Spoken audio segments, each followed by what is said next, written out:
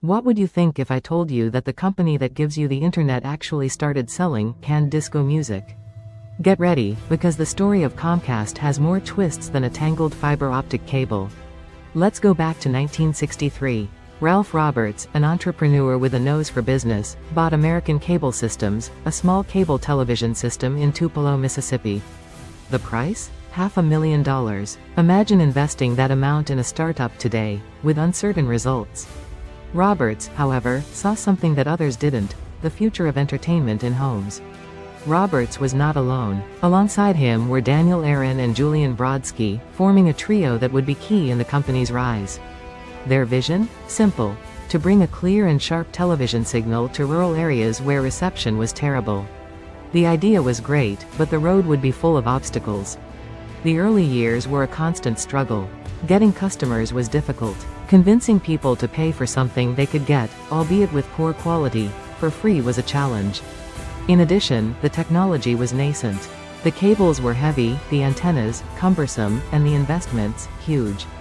But Roberts was persistent. He personally connected customers, explained the benefits of cable, and did not give up on complaints, which, of course, were frequent.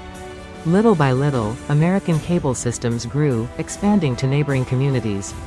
A key moment came in the late 60s.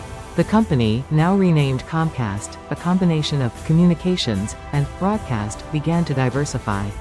They started investing in other businesses, including, yes, canned disco music. That investment, although curious, gave them the financial oxygen they needed to continue growing. The 80s were years of consolidation and expansion. Comcast made a strong bet on technological innovation. They were pioneers in introducing premium channels like HBO and Showtime, and in improving the cable infrastructure. The competition was fierce, but Comcast knew how to differentiate itself. One of the key strategies was the acquisition of smaller cable systems. Little by little, they built an empire that covered more and more states. In the 90s, they made the definitive leap into the world of the internet. They recognized the potential of broadband and began offering high-speed internet access to their customers. This move was crucial. While other cable companies lagged behind, Comcast positioned itself as a leader in the convergence of television and the internet.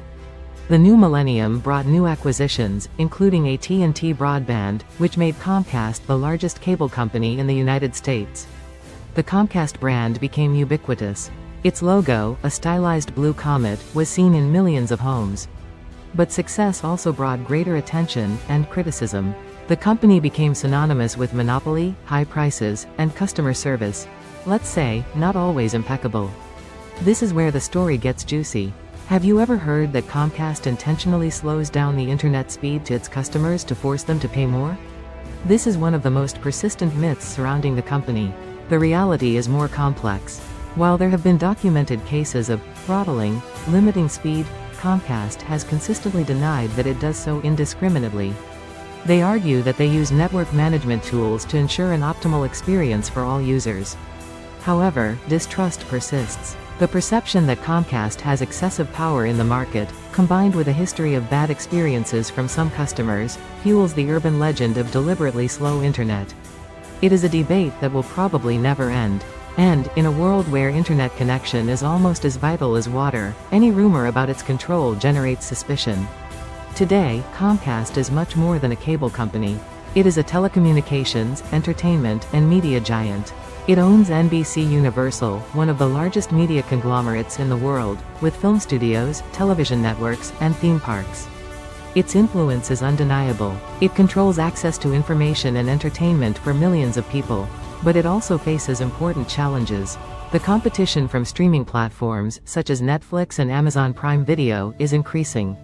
Consumers demand more options, lower prices, and better service. Comcast is responding to these challenges with new strategies.